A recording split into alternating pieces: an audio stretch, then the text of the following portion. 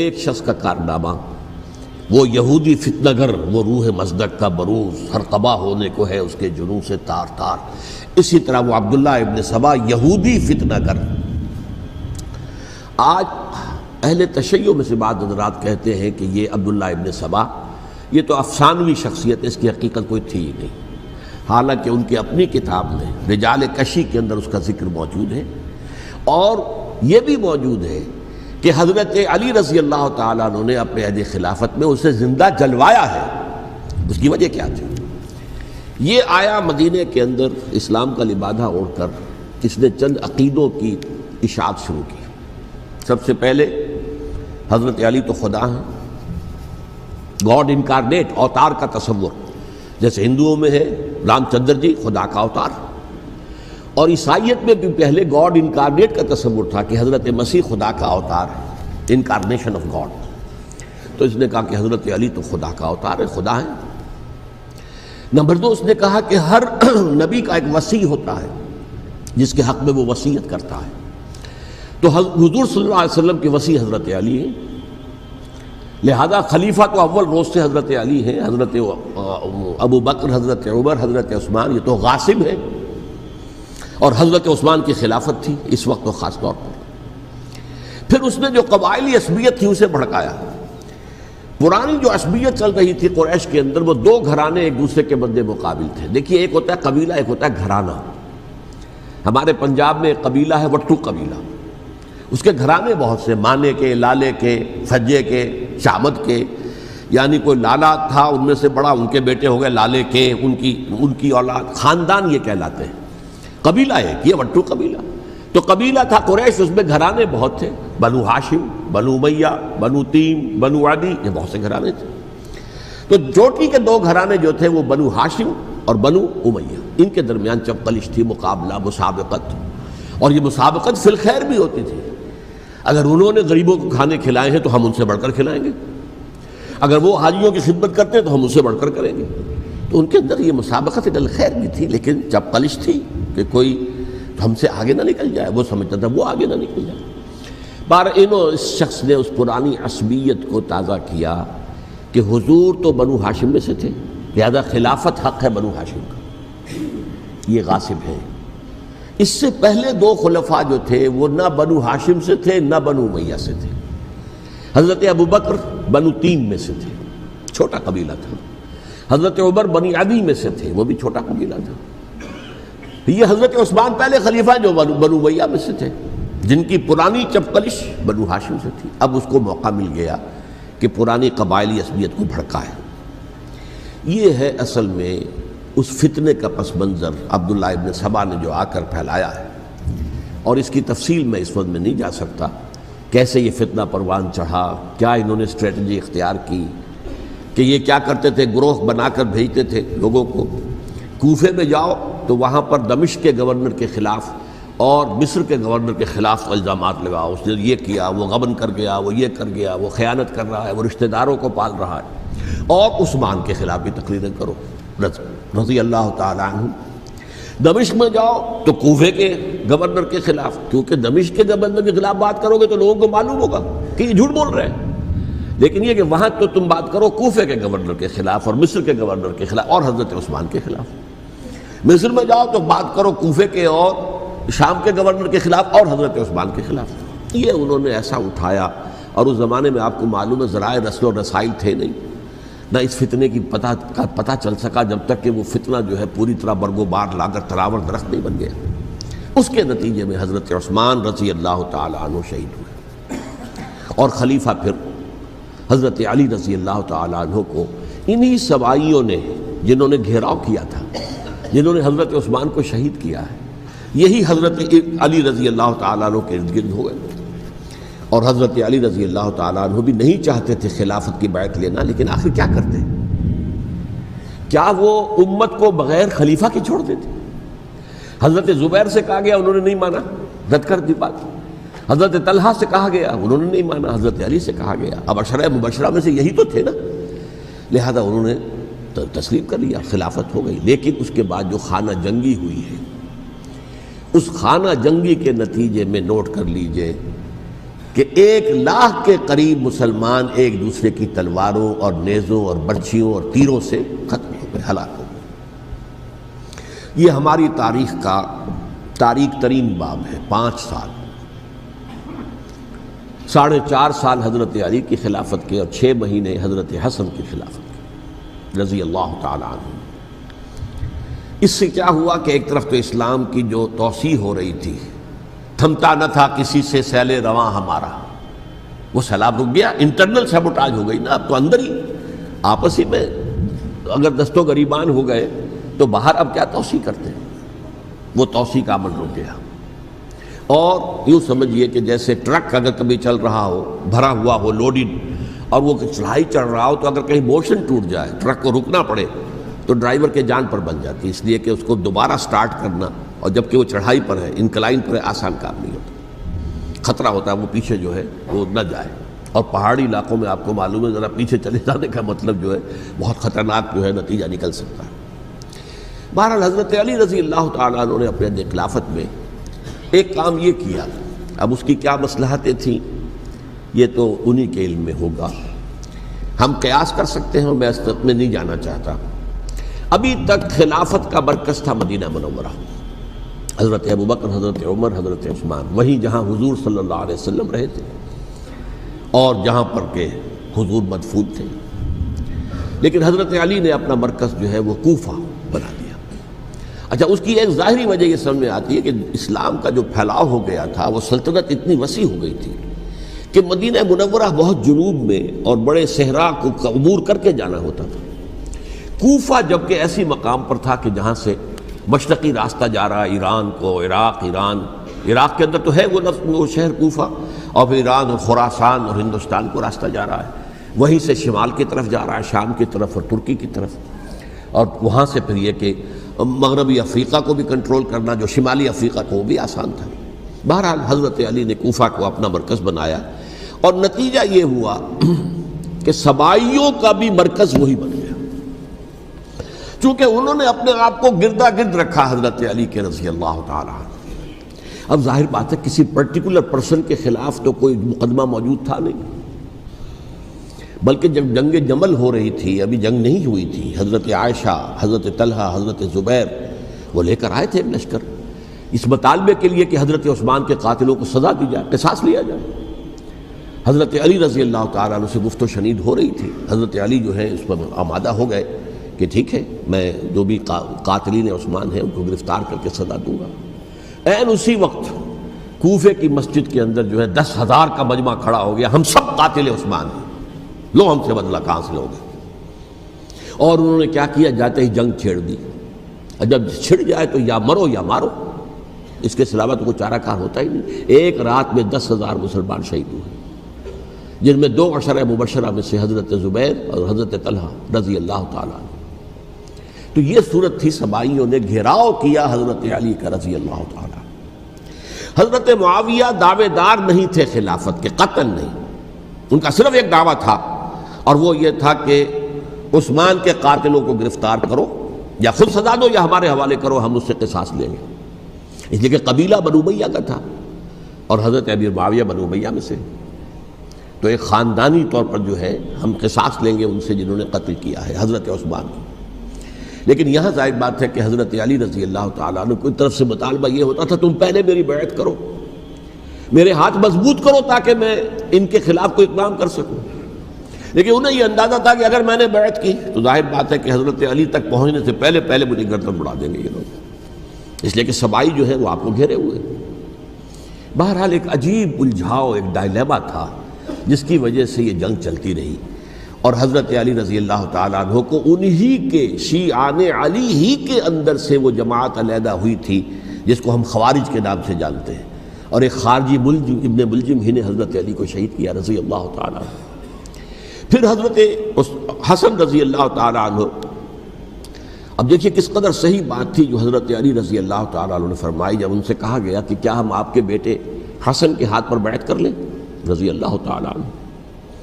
فرمایا نہ میں تمہیں اس کا حکم دیتا ہوں نہ میں اس سے روکتا ہوں، یہ تمہارا معاملہ ہے، امرہم شورا بینہم، تم اپنے باہمی مشورے سے جو فیصلہ کرو گے ٹھیک ہے، میں نہ حکم دیتا ہوں نہ روکتا ہوں۔ اس کا کیا مطلب ہے؟ باپ کے بعد بیٹے کی خلافت ہرگز حرام نہیں ہے، ورنہ کہتے کیسے ہو سکتا ہے میرا بیٹا؟ نہیں، یہ نہیں کہا آپ نے۔ حضرت عمر سے بھی کہا گیا تھا کہ اپنے بیٹے کو نامزد کر دیں، عبداللہ ابن عمر کو، تو انہوں نے جواب میں کیا کہا؟ اسے تو طلاق دینی بھی نہیں آتی۔ انہوں نے اپنی کسی زوجہ کو طلاق دی تھی اور اس میں جو صحیح ترین طریقہ ہے وہ اختیار نہیں کیا تھا، انہیں طلاق دینے تک نہیں آتی تو میں اسے خلیفہ بنا دوں۔ یہ نہیں کہا تھا کہ باپ کے بعد بیٹا خلیفہ نہیں ہو سکتا، یہ تو نہیں تھا، کہیں حرام نہیں ہے، نہ کتاب و سنت میں، نہ کوئی حدیث ہے، نہ کہیں قرآن مجید میں۔ تو حضرت علی نے بھی فرمایا رضی اللہ تعالی، نہ میں روکتا ہوں نہ حکم دیتا ہوں، یہ تمہارا اپنا معاملہ ہے۔ بہرحال حضرت حسن رضی اللہ تعالی عنہ نے حضرت امیر معاویہ سے صلح کر لی، خلافت ان کے سپرد کر دی۔ دیکھیے، میں حضرت ابوبکر، حضرت عمر، حضرت عثمان، حضرت علی کے ساتھ حضرت حسن کے دور خلافت کو بھی خلافت راشدہ میں سے سمجھتا ہوں، اور تبھی 30 سال پورے ہوتے ہیں اس حدیث کے مطابق کہ حضور نے فرمایا خلافت 30 برس رہے گی، پھر ملوکیت آ جائے گی۔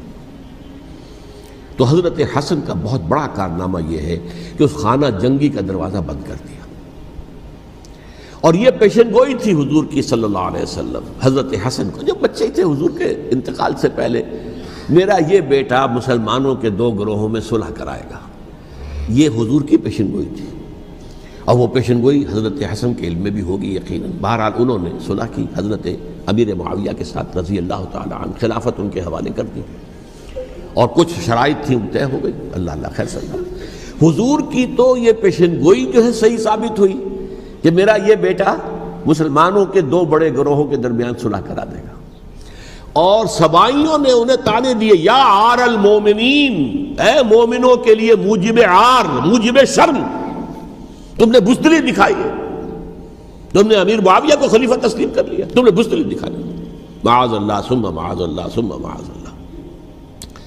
اب میں کچھ باتیں حضرت امیر معاویہ کے بارے میں کہنا چاہتا ہوں، اس لیے کہ وہاں اس میں میں نے حضرت معاویہ کے بارے میں یہ تو بہت شدت کے ساتھ کہا تھا، اور میں اب بھی اس پر قائم ہوں اور پوری طریقے سے قائم ہوں۔ میرا مستقل موقف یہی ہے کہ حضرت معاویہ رضی اللہ تعالیٰ عنہ کے دور خلافت کو ہم خلافت راشدہ میں شامل نہیں سمجھتے، اہل سنت میں سے کوئی بھی نہیں سمجھتا، لیکن اس کے ساتھ میں نے حضرت امیر معاویہ کے کچھ مناقب بھی بیان کیے تھے تاکہ پلڑا جو ہے ترازو کا اس کے دونوں پلڑے سامنے آ جائیں، لیکن یہ کہ وہ حصہ میرے اس بیان کا نکال دیا گیا، ختم کر دیا گیا۔ یہ میں نہیں جانتا کہ اس میں کیا مصلحت دیکھی گئی ہے، اس میں تو کسی کے لیے کوئی معاملہ ایسا نہیں تھا کسی کے جذبات کو جو ہے وہ ٹھیس پہنچانے والا، کیونکہ میں نے کہا وہ خلیفہ راشد نہیں تھے، صاف میں نے کہا، بلکہ وہ دور ملوکیت کا آغاز ان سے ہو گیا ہے۔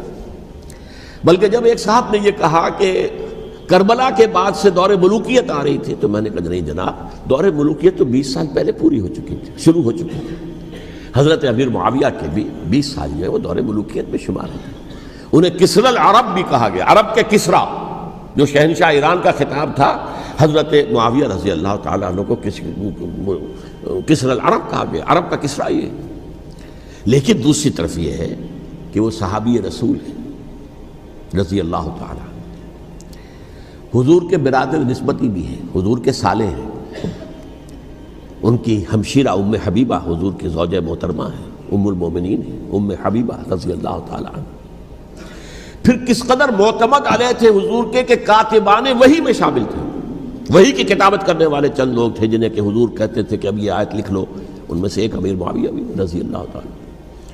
تو بڑے توازن کی ضرورت ہے۔ دیکھیے صحابہ کرام کا جہاں تک تعلق ہے، اہل سنت کا موقف یہ ہے کہ صحابہ تو کلہم عدول، صحابہ سب کے سب نیک نیت ہیں، اور ان کی روایت جو ہے قبول کی جائے گی، رد نہیں کی جائے گی، ان پر کوئی جرح و تعدیل نہیں ہوگی، اس لیے کہ ان کا تزکیہ محمد الرسول اللہ صلی اللہ علیہ وسلم نے کیا تھا۔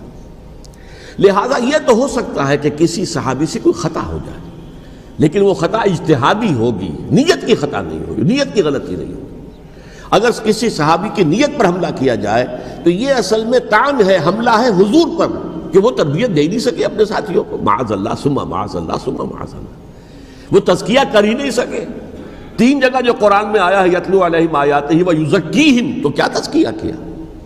اگر ان کے قریب ترین ساتھی جو تھے، اگر ان کے اندر بھی بدنیتی تھی اور دنیا کی طلب تھی، اور دنیا کے اندر اقتدار حاصل کرنے کا جذبہ تھا، تو پھر کیا تزکیہ کیا؟ معاذ اللہ ثم معاذ اللہ۔ لہذا صحابہ سب کے سب عدول ہیں اور ان سے اختلاف ممکن ہے، لیکن ان کی نیت پر حملہ نہیں ہو سکتا۔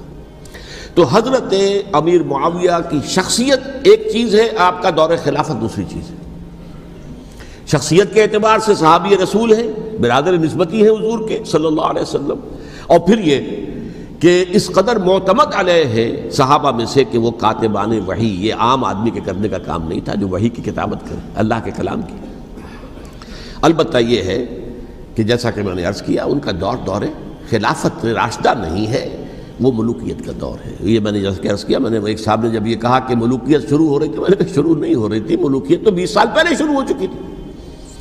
اسی طریقے سے ایک صاحب نے کہا تھا کہ اسلام کو قائم کرنے کے لیے حضرت حسین میدان میں آئے، میں نے کہا یہ بھی غلط ہے، اسلام تو 60 سال پہلے قائم ہو چکا تھا، نبی اکرم صلی اللہ علیہ وسلم کے دست مبارک سے اسلام قائم ہو گیا، جاء الحق وزهق الباطل ان الباطل کان زهوقا، پھر 30 برس تک وہ کامل شکل کے اندر قائم رہا۔ تو اسلام جو ہے وہ در حقیقت اب قائم کرنے والی بات نہیں تھی، البتہ اس کے اندر زوال شروع ہو گیا تھا، اس زوال کے عمل کو روکنے کے لیے حضرت حسین میدان میں آئے۔ یہ ایک چیز کو صحیح تاریخی پرسپیکٹو میں رکھنا، تو جس طرح سے دین کو قائم کرنے کے لیے دیکھیں، قائم تو کیا محمد رسول اللہ صلی اللہ علیہ وسلم والذین معہ رضی اللہ تعالی عنہ، انہوں نے کیا تھا۔ ہاں اب جو ہے وہ اپنی اس شاندار حیثیت سے نیچے گرنے لگا تھا، وہ میں بعد میں عرض کروں گا کہ میں نے اسے کیا عرض کیا تھا کہ یہ اس زوال کو روکنے کے لیے کسی طریقے سے یہ اپنی اصل حقیقت میں قائم رہے، یہ حضرت حسین رضی اللہ تعالیٰ عنہ کی سعی تھی۔ اچھا، حضرت امیر معاویہ کے جو 20 سال ہیں وہ پورے امن، سکون، اطمینان، کوئی جھگڑا، کوئی فساد، کوئی اختلاف، کوئی باہمی فانت جنگی، کچھ 20 سال۔ یہ بھی تاریخ کی بڑی چشم کشا حقیقت ہے جو عام طور پر لوگوں کے علم میں نہیں ہے۔ سبائی بھی دبکے رہے، حضرت امیر معاویہ کی حکومت اتنی مضبوط تھی، کنٹرول، کہ ان کو کچھ سر اٹھانے کا موقع نہیں ملا۔ موجود تھے، دبکے رہے، جیسا کہ میں نے کہا ریولوشن کے آخری مرحلے پر آ کر جو مخالفین ہیں وہ دب جاتے ہیں کہ پھر دیکھیں گے موقع ملے گا تو پھر لیں گے ان سے حساب کتاب۔ 20 سال رہے ہیں پورے امن کے۔ 10 سال کے بعد یعنی درمیان میں ہے حضرت امیر معاویہ کا عہد خلافت۔ ایک صحابی جو کہ بزرگ صحابہ میں سے ہیں، مغیرہ ابن شعبہ رضی اللہ تعالی عنہ، وہ آتے ہیں اور وہ کہتے ہیں کہ دیکھیے امیر المومنین، کتنی بڑی خانہ جنگی رہی تھی مسلمانوں کی آپس میں، اور اب بھی اگر آپ کسی کو نامزد کیے بغیر چھوڑ گئے امت کو تو پھر خانہ جنگی ہو جائے۔ 1 لاکھ اس وقت جو ہے وہ ہلاک ہوئے تھے، نہ معلوم اب کتنے ہلاک۔ لہٰذا آپ اپنی زندگی ہی میں نامزد کر دیجئے کسی کو خلیفہ، ولی عہد بنا دیجئے۔ حضرت امیر معاویہ نے ابتداءً جو ہے انکار کیا نہیں، لیکن ان کے دلائل ایسے تھے وزنی، اور میں سمجھتا ہوں کہ وہ بات صحیح تھی جو مغیرہ ابن شعبہ نے کہی، اس لیے کہ اب صحابہ کرام میں سے جو کبار صحابہ تھے وہ تو سب دنیا سے رخصت ہو چکے تھے۔ اب تو یا صغار صحابہ رہ گئے تھے جو حضور کے زمانے میں بچے تھے، حضرت حسن، حضرت حسین، عبداللہ ابن زبیر، یہ بچے ہی تھے نا، یا تو وہ تھے، اور یا بالکل نو مسلم تھے، اور نو مسلموں میں بڑی تعداد وہ تھی جو ایرانیوں کی تھی، شامیوں کی تھی، ادھر کی تھی، ادھر کی تھی، تو ان کو تو ظاہر بات ہے کہ تربیت نبوی سے کیا خلافت راشدہ سے بھی اکثر و بیشتر کو کوئی حصہ ملا ہی نہیں۔ تو اس صورت میں اب وہ اعلیٰ ترین معیار پر حکومت کے نظام کو قائم کرنا ممکن نہیں ہے۔ کوئی قبائلی عصبیت جب تک حکومت کی پشت پر نہیں ہوگی، حکومت مستحکم نہیں ہوگی۔ یہ گویا کہ ایک جس کو کہتے ہیں کہ حقیقت بینی، واقعیت پسندی، ایک آئیڈیلزم ہے اور ایک ریئلزم ہے کہ آپ فیکٹس آن دی گراؤنڈ کو غور کریں، سوچیں اس کے اوپر اور پھر کوئی فیصلہ کریں۔ اس اعتبار سے پھر حضرت امیر معاویہ نے بات مان لی اور بیعت لے لی لوگوں سے حضرت یزید کے لیے کہ یہ خلیفہ ہوں گے میرے بعد، اس کو ولی عہدی کہتے ہیں۔ اچھا، اس وقت 5 افراد ایسے تھے کہ جنہوں نے اس سے اختلاف کیا، یہ بات بہت اہم ہے۔ میرا کتابچہ ہے سانحہ کربلا، اس کے کچھ نسخے آج یہاں ہوں گے، آپ لوگ پڑھیے اسے غور سے اور پھیلائیے تاکہ حقیقت سامنے آئے۔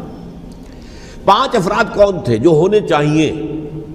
ابو بکر فوت ہو گئے، ان کے بیٹے عبد الرحمن ابن ابی بکر، عمر فوت ہو گئے، ان کے بیٹے عبداللہ ابن عمر، عباس فوت ہو گئے، ان کے بیٹے عبداللہ ابن عباس، زبیر فوت ہو گئے، ان کے بیٹے عبداللہ ابن زبیر، اور حضرت حسن جو ہے ان کا انتقال ہو چکا تھا، حضرت علی کے بیٹے حضرت حسین رضی اللہ تعالی عنہ اجمعین۔ حضرت حسن کے بارے میں ایک فریق کا کہنا یہ ہے کہ انہیں زہر دے کر ہلاک کیا گیا، اہل تشیع کا قول یہ ہے، جبکہ اہل سنت کہتے ہیں کہ نہیں، وہ اپنی جو بھی طبی موت تھی اس سے ان کی وفات، لیکن میں اس میں نہیں جانا چاہتا، اس لیے کہ یہ مائکرو ہسٹری جو ہے نا، وہ تو ایک ایک واقعے کے لیے ادھر کی روایات کیا، ادھر کی کیا ہیں، ان کے پاس کیا دلائل، ان کے پاس، یہ تو کسی ریسرچ اسکالر کا موضوع ہے، میرا موضوع نہیں ہے۔ لیکن بہرحال یہ 5 حضرات تھے جنہوں نے ولی عہدی کی بیعت نہیں کی، لیکن حضرت معاویہ اتنے حلیم الطبع انسان تھے، انہوں نے جبر نہیں کیا، کوئی تشدد نہیں کیا۔ ٹھیک ہے، ولی عہدی کی بیعت نہیں کر رہے، کوئی بات نہیں، میری بیعت تو کی ہوئی ہے نا، ابھی تو میں زندہ ہوں، بات ختم ہو گئی، میری بیعت کو تو نہیں توڑا انہوں نے، فسخ بیعت نہیں کی۔ اس اعتبار سے انہوں نے نہ کوئی تشدد کیا، نہ جبر کیا، نہ کوئی مواخذہ کیا۔ لیکن جب امیر معاویہ کا انتقال ہو گیا، اب ولی عہدی کی بجائے وہ اب خلافت کی بیعت ہوئی، سب لوگوں نے بیعت کر لی۔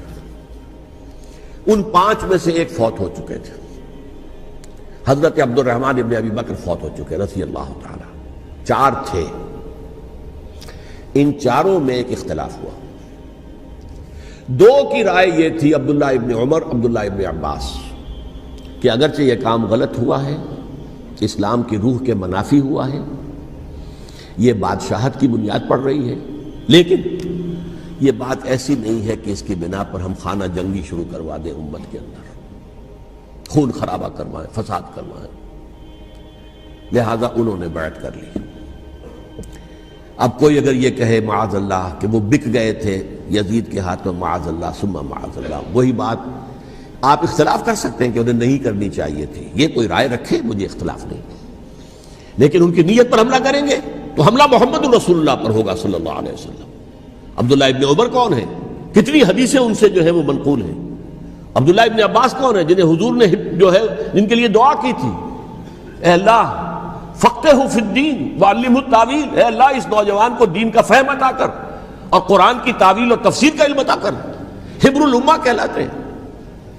وہ کہیں پیسوں اور ٹکوں کے عوض بک جانے والے نہیں تھے، انہوں نے امت کی مصلحت دیکھی، نیت جو ہے اس پر حملہ نہ کیجئے، البتہ اختلاف کا حق آپ کو حاصل ہے۔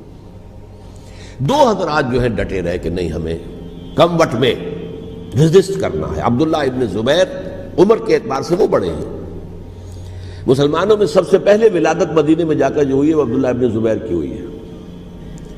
ہجرت کر کے جب مہاجرین وہاں پہنچے، کچھ عرصے تک کسی کے ہاں کوئی اولاد نہیں ہوئی، تو لوگوں نے تانے دینے شروع کر دیے کہ معلوم ہوتا ہے کہ یہاں آ کر یہ مکے کے رہنے والے جو ہیں کمزور ہو گئے ہیں، ان کے ہاں اولاد ہی نہیں ہو رہی۔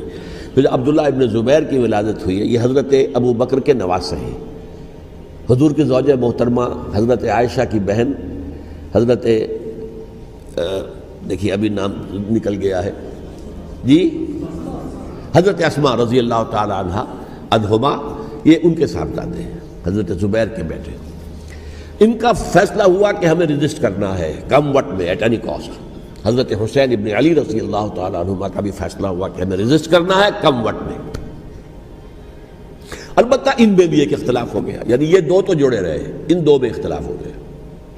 عبداللہ ابن زبیر کا کہنا یہ تھا کہ ہمیں حجاز میں رہنا چاہیے، یہ سرزمین ہے جس میں نبوت کی برکات سب سے زیادہ ہیں، یہاں ہم مضبوط قلعے کے اندر ہیں، ہمیں یہاں سے جو ہے رجسٹ کرنا چاہیے اور ختم کرنا چاہیے اس نظام کے اندر جو خرابی آ گئی ہے اس کو۔ حضرت حسین رضی اللہ تعالیٰ عنہ کے پاس خطوط کا تانتا بنا ہوا تھا، کوفے سے لوگ خط لکھ رہے تھے، آئیے آئیے آئیے، ہم آپ کے ہاتھ پر بیعت کریں گے، ہم آپ کے ہاتھ پر بیعت کریں گے، ہم آپ کے ہاتھ پر بیعت کریں گے۔ یہی وہ کوفہ جو حضرت علی کا دارالخلافہ رہا تھا اور جو پھر صبائیت کا گڑھ بن گیا تھا۔ چنانچہ حضرت حسین نے حضرت مسلم بن عقیل کو بھیجا وہاں پر کہ میرے نمائندے کی حیثیت سے جا کر وہاں پر بیعت لو۔ 10-12 ہزار افراد نے بیعت کر لی، لیکن اس کے بعد یزید کی طرف سے گورنر بنا کے بھیجا گیا ابن زیاد کو۔ ابن زیاد نے آ کر جو تشدد کیا اور سختی کی تو سب کے سب بیعت توڑ کر اور سب منحرف ہو گئے. مخلصین تو وہ تھے نہیں. الکوفی لایوفی، کوفی جو ہے وہ تو کوئی وعدہ وفا کرنے والا ہوتا ہی نہیں، بیعت توڑ دی. فمن نقص فانما ينقص على نفسه، بیعت کے بعد بیعت توڑ دینا بہت بڑا گناہ ہے، توڑ دی. ادھر اطلاع مل گئی حضرت حسین کو، چل چکے تھے وہ، راستے میں تھے کہ وہاں تو مسلم بن عقیل شہید ہو گئے اور سب لوگوں نے بیعت توڑ دی. اب واپس جانا چاہتے تھے لیکن مسلم بن عقیل کے بیٹے جو ہے اڑ گئے. یہ عرب کی اپنی ایک جو ہے پرانی ان کی حمیت اور ان کا قبائلی نظام کہ اب ہم اپنے والد کے خون کا قصاص لیے بغیر نہیں جائیں گے. حضرت حسین رضی اللہ تعالیٰ عنہ کی مروت اور شرافت کہ یہ میرا ساتھ دینے کے لیے آئے تھے، اب میں ان کا ساتھ نہ دوں تو یہ تو شرافت اور مروت کے خلاف ہے. کہا اچھا چلو چلتے. وہاں جا کر بھی عین اپنے میدان کے اندر بھی حضرت حسین رضی اللہ تعالیٰ عنہ نے 3 چیزیں پیش کی ان کوفیوں کے لشکر کے خلاف. سب سے بڑا لشکر کے اندر سب سے بڑے تو کوفی تھے جنہوں نے بیعتیں کی ہوئی تھی حضرت حسین کے ساتھ. دیکھو مجھے جانے دو واپس حجاز کی طرف،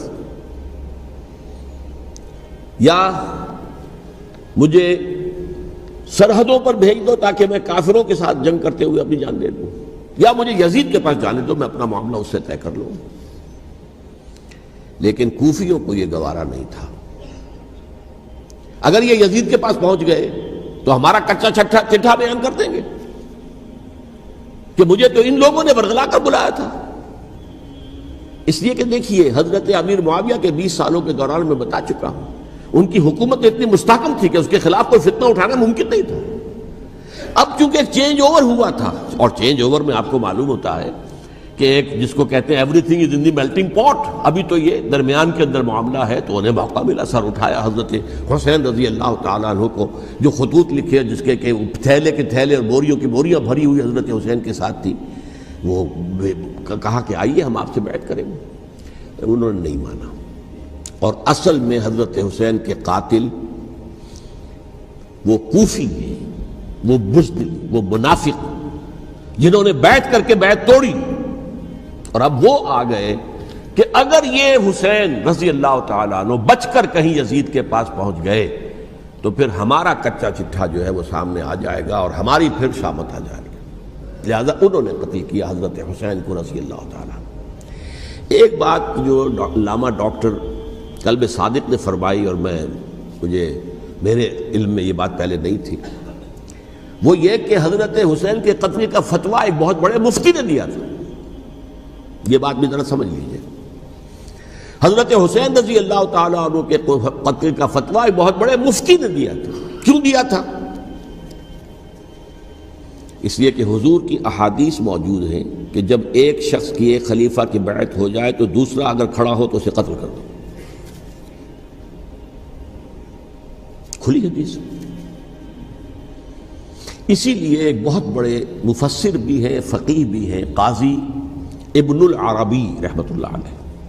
ایک ابن عربی ہیں الف لام کے بغیر، ابن عربی، وہ بہت بڑے صوفی ہیں، فلسفی ہیں، اندلس کے ہیں. یہ قاضی ابن العربی ہیں جنہوں نے قرآن کی ایک تفسیر لکھی ہے اس اعتبار سے کہ صرف ان آیات کی تفسیر جن سے کہ فقہی احکام جو ہیں ان کا استنباط ہوتا ہے.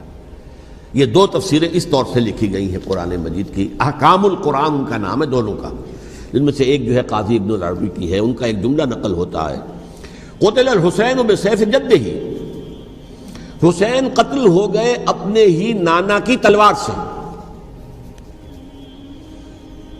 وہ تلوار کیا تھی؟ جب کسی کی بیعت ہو چکی ہو پھر کوئی کھڑا ہو مدعی خلافت، قتل کر دو. میرے نزدیک حضرت حسین مدعی خلافت نہیں تھے. یہ بات اس وقت سامنے لوگوں کے نہیں آئی، بلکہ حکومت نے یہ باور کرا دیا کہ یہ تو باغی ہے، یہ مدعی ہے خلافت کے. انہوں نے تو دعویٰ نہیں کیا خلافت کا، وہ تو صرف اس عمل کو روکنے کے لیے میدان میں آئے تھے. اور اس بات کو اچھی طرح سمجھ لیجئے کہ اس وقت تک یہ جو تصور آج ہمارے پاس ہے کہ ریاست علیحدہ ہے، حکومت علیحدہ ہے، state of Pakistan, we are loyal to the state of Pakistan, ہم ریاست پاکستان کے وفادار ہیں، گورنمنٹ آف پاکستان کے وفادار نہیں ہیں. We are not loyal to the government.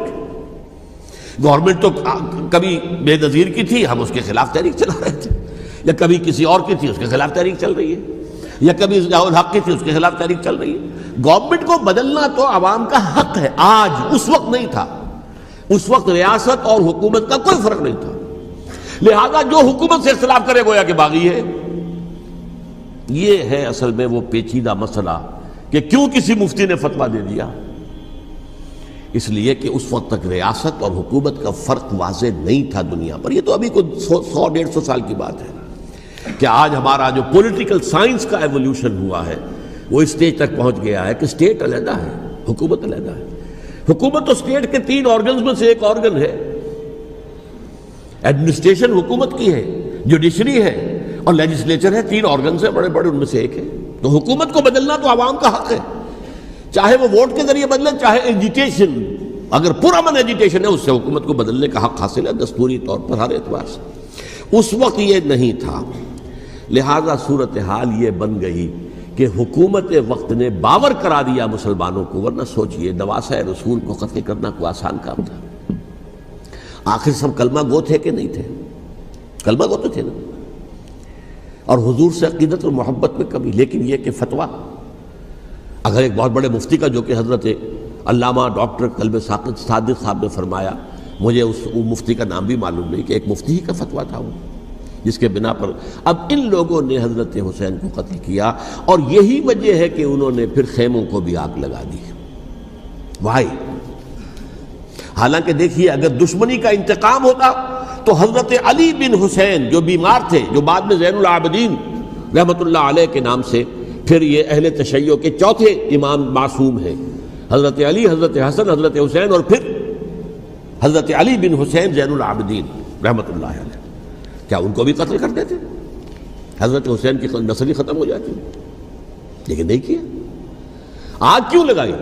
آگ اس لیے لگائی کہ وہ جو ڈاکومنٹری پروف ہے ہماری غداری کا یزید کے خلاف حضرت حسین کو جو ہم نے دعوت دی، وہ جو ڈاکومنٹری پروف خطوط کی شکل میں موجود ہے وہ ختم ہو جائے، ڈسٹرائے ہو جائے۔ اس کے لیے انہوں نے خیموں میں آگ لگائی۔ بہرحال یہ ہے تاریخی پس منظر، یہ اسی سبائی فتنے کا تسلسل ہے جس نے سب سے پہلے حضرت عثمان کی جان لی رضی اللہ تعالیٰ عنہ۔ 5 سال تک مسلمانوں میں خانہ جنگی رکھی، حضرت علی کو پھر شہید کیا، اور اس کے بعد جو ہے 20 سال حضرت امیر معاویہ کے تو سر نہیں اٹھا سکے، لیکن پھر جب ایک چینج اوور ہو رہا تھا تو اس وقت انہوں نے موقع غنیمت سمجھا کہ اب کھڑے ہو جاؤ اور اب دوبارہ ایک فتنہ جو ہے اس کو امت کے اندر پیدا کر دو۔ اچھا، اس معاملے میں ایک بات جو میں نے وہاں کہی کہ ہمارے ہاں شاعرانہ جو مبالغہ آمیزی ہے، یہ میری گفتگو کا حصہ انہوں نے حذف کر دیا ہے، اور میں نے ایک سنی شاعر، بہت بڑے عالم، جن کے حوالے سے آج بھی میری تقریر ہوگی خالق جناح ہال میں، مولانا محمد علی جوہر کے ایک شعر کے حوالے سے کہا کہ قتل حسین اصل میں مرگ یزید ہے، اسلام زندہ ہوتا ہے ہر کربلا کے بعد۔ میں نے کہا بالکل محمل شعر ہے، اسلام مرا ہی نہیں تھا، زندہ ہونے کا کیا سوال؟ اور اگر کسی درجے میں مزمحل یا زخمی ہوا تھا تو وہ تو رہا، کربلا کے بعد بھی رہا، یزید کی حکومت بھی رہی، بنو امیہ کی حکومت بھی چلی، کوئی تبدیلی تو نہیں آئی۔ یہ کیا کہہ رہے ہیں؟ اسلام زندہ ہوتا ہے کربلا کے بعد؟ میں نے کہا اسلام مرا نہیں تھا۔ جیسے میں نے یہ کہا کہ ملوکیت جو ہے وہ اب شروع نہیں ہوئی، ملوکیت تو 20 برس پہلے شروع ہو چکی تھی حضرت امیر معاویہ کے، لیکن ظاہر بات ہے کہ حضرت حسن نے، حضرت حسین نے اس کو قبول کیا، اور حضرت حسین نے تو پھر 10 سال تک ولی عہدی جو تھی چاہے بیعت نہیں کی، لیکن اس کے خلاف میدان میں آ کر چیلنج تو نہیں کیا۔ اس اعتبار سے یہ معاملہ جو ہے اسلام زندہ ہوتا ہے کربلا کے بعد، یہ بے تکی بات ہے۔ ہاں، حضرت شاہ اسماعیل شہید رحمۃ اللہ علیہ کی اگر میں تشبیہ کو، تمثیل کو سامنے رکھوں تو اسلام کی عمارت 6 منزلہ ہے، 6ٹھی منزل ٹاپ کی وہ گر گئی، 5 منزلیں انٹیکٹ تھیں، اسلام مرا نہیں تھا۔ عدالت میں شریعت کے مطابق فیصلے ہو رہے تھے، قاضی تھے، مفتی تھے، شریعت نافذ تھی، اسلام کہاں مرا تھا؟ جبکہ خود کہہ رہے ہیں علامہ قلب صادق کہ ایک مفتی کے فتوے سے ہی حضرت حسین کو قتل کیا گیا۔ اب وہ مفتی کی رائے، اس کی بدنیتی ہو، جو بھی ہو، وہ جانے، اللہ جانے، لیکن عام مسلمان کیا کرے؟ اس پہلو سے اسلام مرا نہیں تھا. ہاں ایک منزل گر گئی تھی، وہ گری رہی، 1000 برس تک گری رہی، یہاں تک کہ آ کر مغربی امپیریلزم نے اس کے گرایا، ملوکیت کا معاملہ ختم کیا اور وہ جبرین ملوکیت دوسری آ گئی. ورنہ وہی بادشاہی چلی ہے. بلکہ دور بنو امیہ میں وہ بادشاہی پوری طرح اس نے بالوں پر نہیں نکالے تھے، اصل باروں پل تو اس نے نکالے ہیں دور بنو عباس میں آ کر. اور پھر سلاطین جو ہے ترک، جو ترک خلفاء ہے، ان کا بھی بادشاہت تھی اور کیا تھا، وہ خلافت تو نہیں تھی. تو یہ تو اسلام میں جو بھی نقص واقع ہو گیا تھا، کبھی واقع ہو گئی تھی، وہ جو کی تو برقرار رہی. اس کو بھی تسلیم کیا. میں اللہ کا شکر ادا کر کے کہتا ہوں کہ دونوں حضرات، دونوں شیعہ دانشور اور بڑی اعلیٰ سطح کے جو شیعہ عالم تھے، انہوں نے اس بات کو تسلیم کیا اور میری اس بات کو چیلنج نہیں کیا.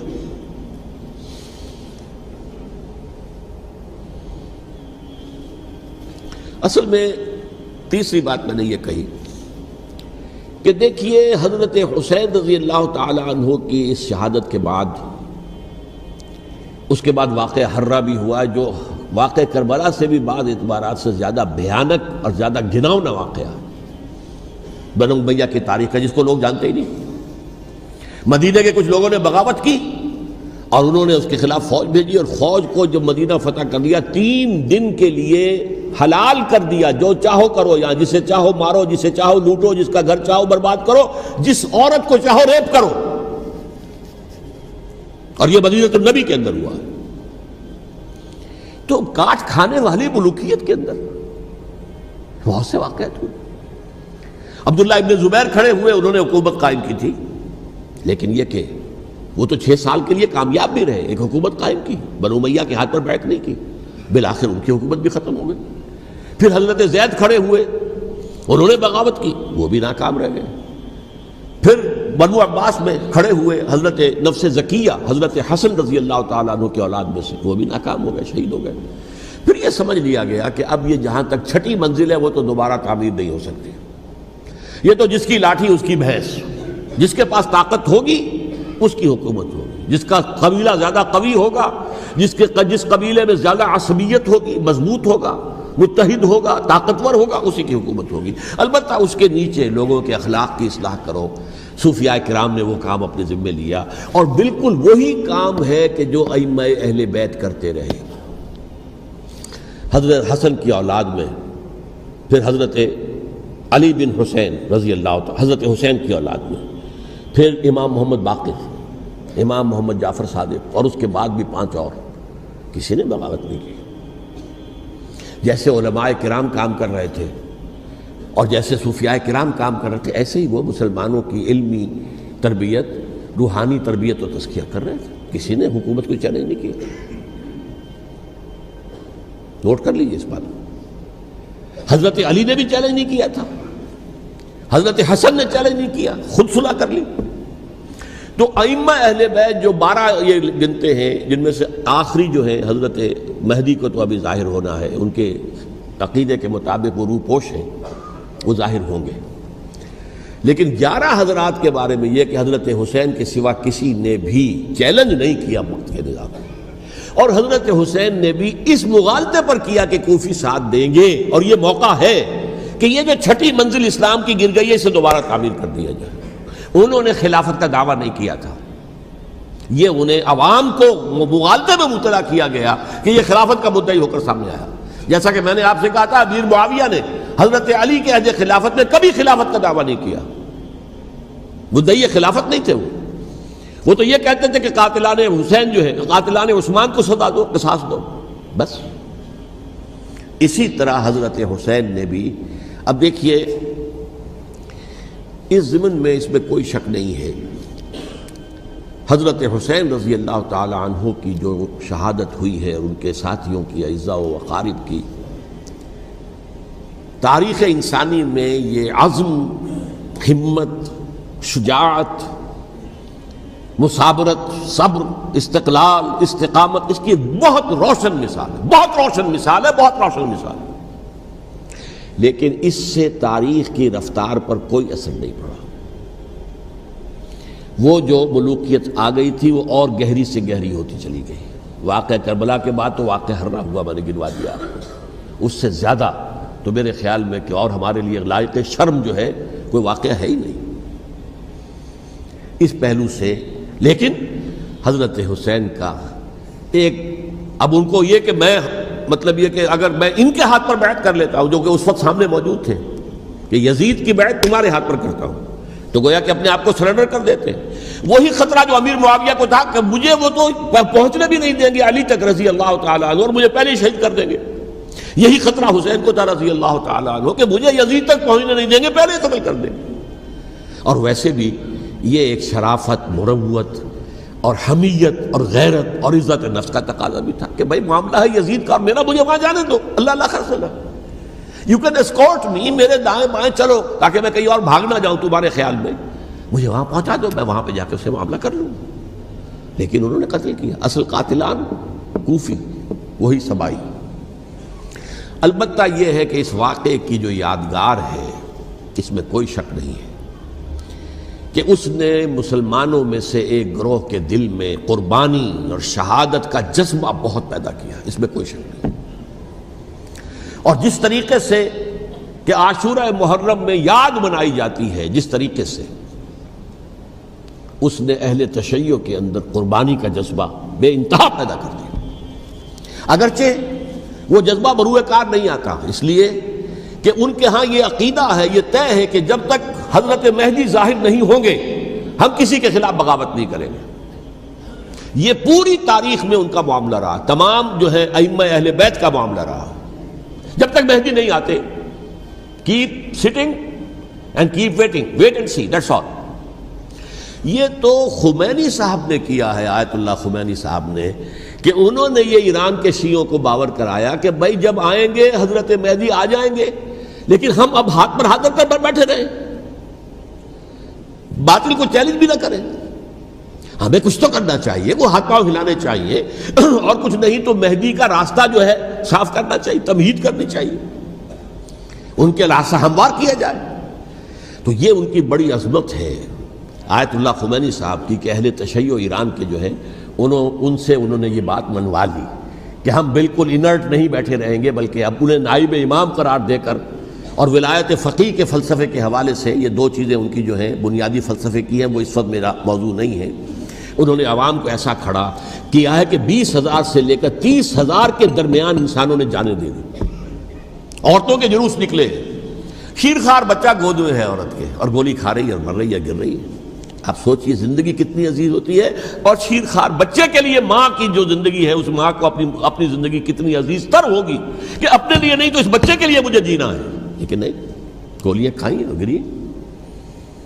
یہ جذبہ انہی میں ہے۔ واقعہ یہ ہے کہ اہل سنت کے اندر یہ جذبہ نہ ہونے کے برابر ہے، یہ میں واشگاف الفاظ میں کہہ رہا ہوں۔ پورے عالم اسلام میں صرف شیعہ ایران ایسا نکلا ہے کہ جس نے بادشاہت کا خاتمہ کیا، باقی سعودی عرب میں بادشاہت بیٹھی ہوئی ہے، ڈٹ کر بیٹھی ہوئی، اربوں ڈالر کا ایک ایک محل بنتا ہے ان بادشاہوں کا، اور سنی سن ہے، سن، کوئی حرکت نہیں۔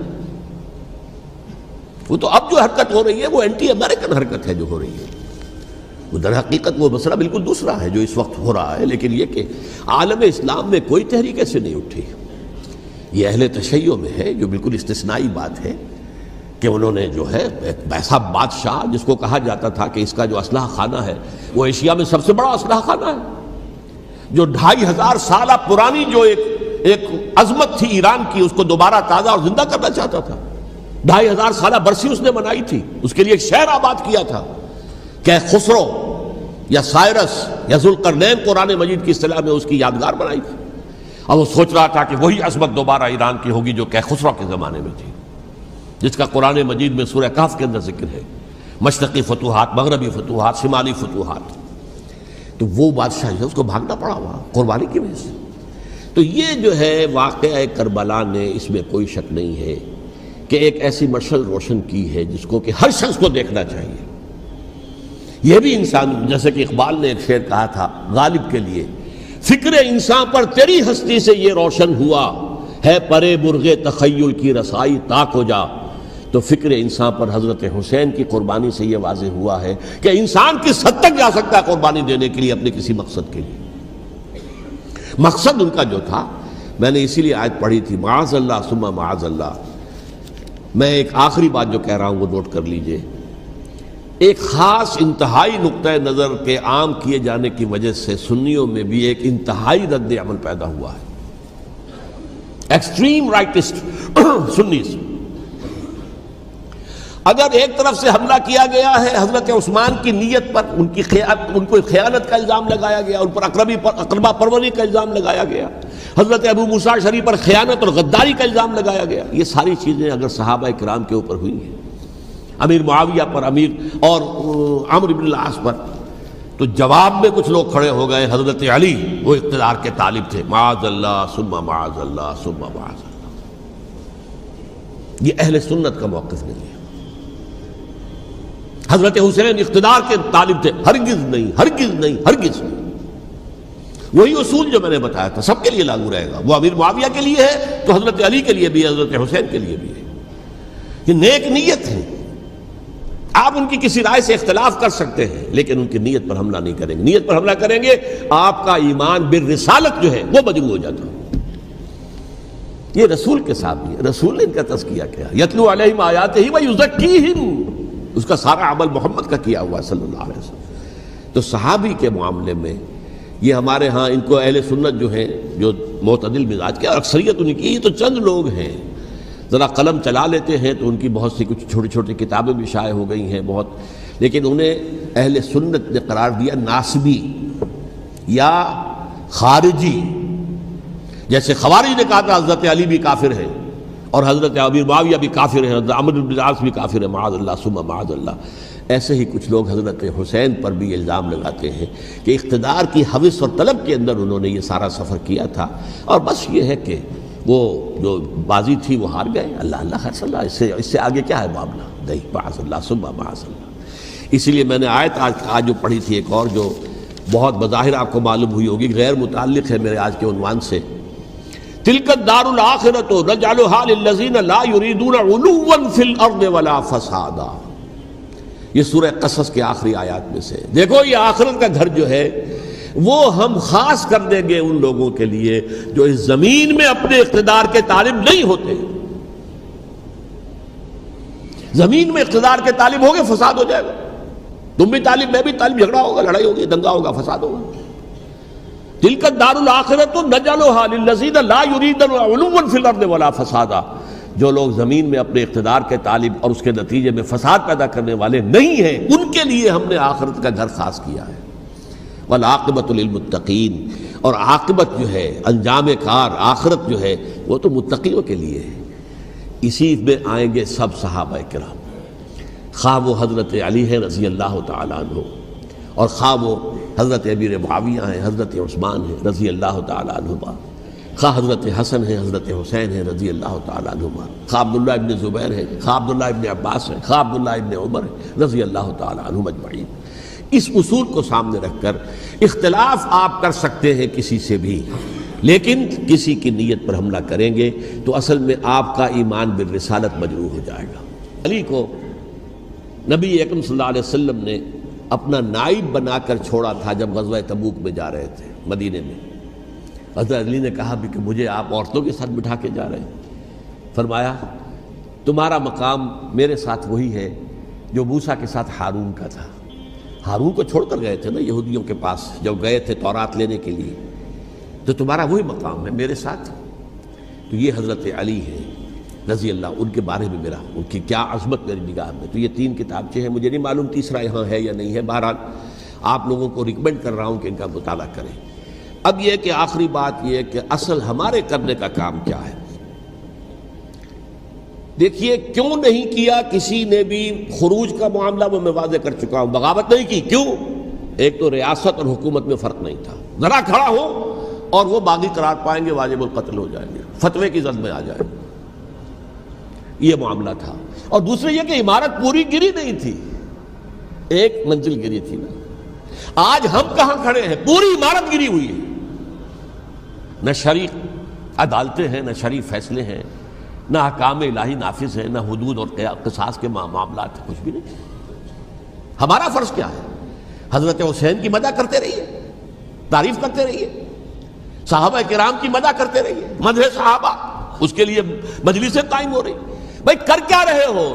تھے تو آبا وہ تمہارے ہی، مگر تم کیا ہو؟ ہاتھ پر ہاتھ دھرے منتظر فردا ہو۔ تلک امۃ قد خلت لہا ما کسبت ولکم ما کسبتم۔ وہ تو ایک امت تھی جو چلی گئی، اللہ کے ہاں پہنچ گئے۔ جو کچھ انہوں نے کمایا وہ ان کے لیے، تمہارے لیے نہیں ہے۔ تمہارے لیے وہ ہوگا جو تم کماؤ گے۔ ہمارے لیے راستہ اب یہی ہے کہ خلافت راشدہ کے مکمل نظام کو اثر نو قائم کرنے کے لیے منہج انقلاب نبوی کو اختیار کریں۔ میری کتاب اس پر، کیسٹس اس پر، آڈیو کیسٹس، ویڈیو کیسٹس، سی ڈیز، نہ معلوم ڈی وی ڈی، سب کچھ موجود ہے۔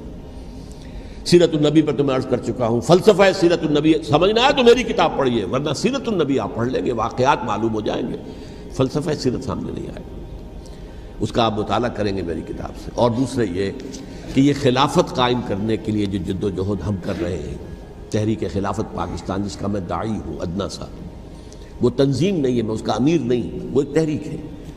جیسے تحریک پاکستان کہلاتی تھی جس کی تنظیم تھی مسلم لیگ، پارٹی کا نام مسلم لیگ تھا، لیکن تحریک پاکستان، اس طرح تحریک خلافت پاکستان وہ ہم نے چلائی ہے تنظیم اسلامی کے تحت۔ یہ خلافت جب پہلی چلی تھی آج سے 84 سال قبل، نومبر 1921 میں خالق دینہ ہال میں وہ مقدمہ چلا تھا، جس کے نتیجے میں بڑے بڑے جو لیڈر تھے ہمارے، مولانا محمد علی جوہر اور مولانا حسین مدنی اور مولانا ابوالکلام آزاد، ان سب کو 2 سال کی قید کی سزا سنائی گئی تھی، بغاوت، مقدمہ بغاوت، یہ خالق دینہ ہال تھے۔ اسی میں سن 91 یا 92 میں نے 3 دن تقریریں کی تھیں، جن میں آج سے پھر میں 3 تقریریں کرنے والا ہوں، ایک آج شام کو، ایک کل شام کو رات 9 بجے، آج بھی کل بھی، ایک پرسوں اتوار کی صبح کو، 10 بجے ہے کیا؟ 11 بجے۔ تو ان میں آپ حضرات شرکت فرمائیں، تاکہ اصل جو ہمارے کرنے کا کام ہے، تاریخ کو بھی سمجھنا چاہیے، تاریخ کے عوامل کیا ہیں، کیا پس پردہ عوامل کار فرما تھے، کیا کسی شے کی اصل حقیقت ہے، وہ سمجھنا چاہیے۔ لیکن یہ ہے کہ اس اعتبار سے میں نے جب یہ لفظ استعمال کیا تھا اس مذاکرے میں، لپ سروس، کہ یہ ہم صرف لپ سروس کرتے رہے، مدح کے بیان کرتے رہے، منقبت بیان کرتے رہے، حضور کی نعتیں کہتے رہے، اس سے تو بات نہیں بنے گی جب تک کہ وہ فرض منصبی شہادت علی الناس کا جو ہمارے ذمے ہے بحیثیت امت محمد صلی اللہ علیہ وسلم، اس کو ادا نہ کریں۔ مجھے خوشی ہے کہ اس کی بھی تائید دونوں حضرات نے کی، ہاں یہ لپ سروس کا معاملہ ہے۔ اللہ تعالی حضرت حسین کے نقش قدم پر چلتے ہوئے، بلکہ اصل میں تو ہمارے لیے اسوہ رسول ہے محمد صلی اللہ علیہ وسلم کا، اس پر چلتے ہوئے ہم پاکستان میں اسلام کا نظام خلافت قائم کرنے کی جد و جہد کریں۔